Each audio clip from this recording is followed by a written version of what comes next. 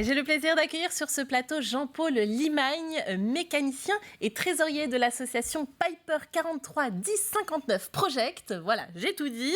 Bonjour et merci d'être avec nous. Bonjour Diane et merci de me recevoir. Merci. Alors vous êtes un passionné d'avion, s'il en est. Et alors ce samedi, pour vous, le meeting aérien, j'imagine, c'est un moment que vous attendez.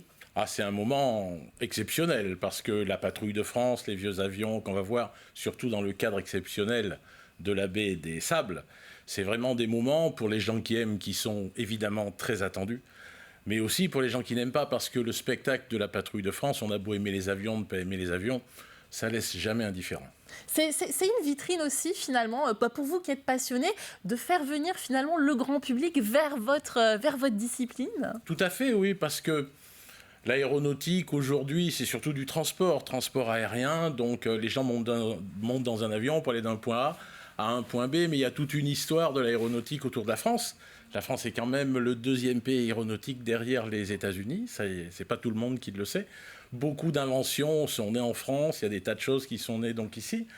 Et de pouvoir exposer un peu de manière très large et d'accès libre et gratuit à un gros spectacle aérien comme ça, c'est quand même un privilège parce que des gros meetings aériens en France, il n'y en a pas beaucoup et c'est de plus en plus compliqué à organiser pour des histoires de coûts, bien évidemment, et pour des histoires de réglementation parce que la sécurité reste la première priorité dans l'aéronautique. Sur la hausse des prix du carburant, on imagine que ça peut être un frein dans la pratique finalement de l'aviation. Entre autres, oui, entre autres. Il est bien évident que déjà la partie Covid a interdit des manifestations. Ça n'a pas aidé, ça déjà. Donc déjà, ça a été compliqué parce qu'un avion qui vole pas, il y a des frais fixes, il y a des assurances, il y a des tas de choses et ça coûte terriblement cher. On sort du Covid et là, il y a le carburant qui explose, donc c'est de plus en plus dur. Donc c'est vraiment un privilège d'avoir ça en Vendée, avec en plus la météo que je viens de voir dans votre journal. On a la météo parfaite, il faut le dire. On ne peut pas rêver mieux. Il y a des avions que vous attendez particulièrement pendant ce Vendée Air Show ? Personnellement, je suis un peu attiré par ce qui est ancien. Donc les vieux avions, c'est quelque chose que j'aime particulièrement. Ça a un son, le bruit d'une hélice, la lenteur. Physiquement, c'est des avions qui avaient de la personnalité, qui étaient très très beaux. Mais il est vrai que la patrouille de France, même quand on l'a vue 4, 5, 6 fois, ça fait toujours quelque chose, quoi. Surtout avec en fond d'écran la mer, la plage, c'est magnifique. Pour nous profanes qui n'y connaissons rien à l'aviation, il y a peut-être des pépites que vous pouvez déjà repérer pour nous, qui sont prévues samedi. Des pépites, il y a des avions quand même rares, comme le F4U Corsair. C'est pour les gens de mon âge. Il y avait une série avec Papy Boyington, qui s'appelait Les Têtes Brûlées, et c'était que des avions comme ça, donc les Têtes Brûlées, ça parle énormément à beaucoup de gens, et il y aura donc un Corsair qui vient de La Ferté-Alais, je crois, donc un Corsair en état de vol en France, et il n'y en a qu'un, quoi. Donc des avions comme ça, pour moi, quoi, ça me parle avec ses ailes cassées, comme ça, très très beau, quoi. Et alors il y a aussi les héritiers de l'avion que vous avez retapé, qu'on va pouvoir voir. Les héritiers. Oui, alors vous me disiez, donc votre avion, donc le Piper 43 10 59, que je ne me trompe pas, était à l'origine finalement d'avions qui seront présents samedi. Tout à fait, alors c'était un avion, à l'origine, ce petit avion d'observation des années 40 était un avion civil, et quand la guerre est arrivée, l'armée américaine s'y est vite intéressée, parce que c'était un tout petit avion qui pèse que 350 kilos, et qui a très vite servi dans l'armée américaine pour former les pilotes. À cette époque, il y avait besoin d'énormément de pilotes. Et donc, c'était un jeune Américain, la première fois qu'il prenait un manche d'un avion, c'était le manche d'un Piper. Et après, il y en avait d'autres qui s'appelaient, très souvent, il y avait le Boeing Stearman qui était le PT-17 comme Primary Training. La première, donc, c'était la phase 2. Donc on montait dans un avion comme ça, qui avait déjà un plus gros moteur, qui était un biplan, et puis on finissait sur le T6. Il va y en avoir un sur le meeting des Sables. Le T6, c'est le Terminal Training. Donc une fois que le pilote avait fait ses 3 avions, pour faire court, il partait, soit il était chasseur, bombardier, transport.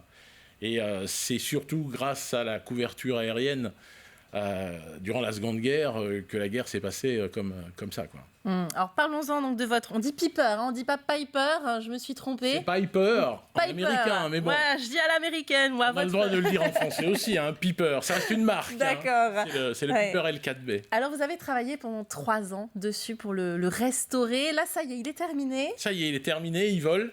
On a fait son inauguration à Cholet parce qu'on a fait son assemblage, ce qu'on appelle la mise en croix. Parce que quand on refait un avion, il est en morceaux, les ailes ne sont pas montées.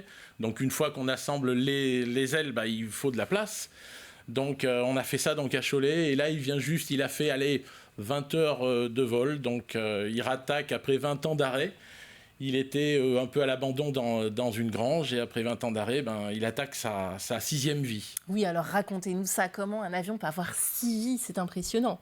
Alors souvent, les avions qui n'ont pas un accident grave, ils ont des vies relativement très longues, quand même, surtout des avions de collection comme ça qui sont petits. Donc cet avion, pour ne parler que de lui, il a été construit en 1942 aux États-Unis, en Pennsylvanie. Donc l'armée américaine, on a retrouvé dans les papiers, l'armée américaine à l'époque l'avait acheté $2160.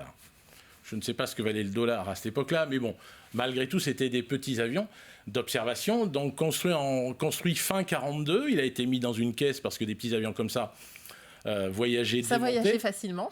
Ça voyageait relativement facilement. Bon, la caisse est grosse, mais bon. Donc voyager a été transporté par bateau jusqu'en Afrique du Nord. En Afrique du Nord, il est arrivé en Tunisie. Il a été assemblé très certainement en Sicile. Il a fait la campagne de Sicile avec l'armée américaine. Après, il a fait la campagne d'Italie. Et il a été radié de l'armée américaine pour être donné à l'armée française, à ce qui aujourd'hui s'appelle l'ALAT, l'aviation légère de l'armée de terre, en Allemagne. Donc il a fini sa carrière militaire en Allemagne parce qu'après, c'est l'État français qui l'a récupéré. Et il a été mis à disposition des aéroclubs dans les années 50 parce que à la fin de la guerre, les aéroclubs n'avaient plus rien. Donc l'État leur a donné ce qu'on appelait du matériel de surplus, comme des jeeps, comme des choses comme ça, qui était du matériel dont l'armée ne se servait plus. Donc ils ont rééquipé des aéroclubs. Et celui-là, le 310-59, il a été à l'aéroclub de Nantes pendant près de 30 ans. Et il a fait voler des gens. Et on n'imagine pas le nombre de personnes qui ont appris à piloter sur ce petit avion.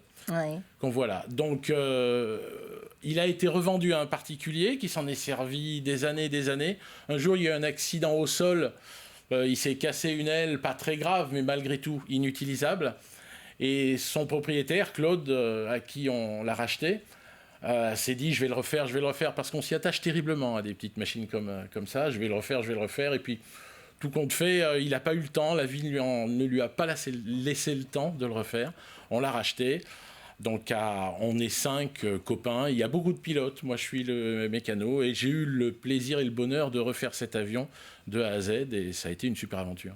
Il nous reste très peu de temps, rapidement. Là, maintenant, vous allez le montrer un petit peu autour de vous. Cet avion, il va être... où peut-on le trouver? Il ne sera pas malheureusement ce samedi au meeting. Non. Où peut-on le voir en quelques secondes, rapidement? En quelques secondes, pour l'instant. Alors, cet avion est basé à l'aéroclub de Fromentine, dans les hangars de Fromentine, juste à côté de l'hélicoptère de la liaison de l'Île-Dieu. Il va partir cet été faire malgré tout des meetings, mais des meetings aériens en statique dans la région parisienne, à Meaux et à Melun.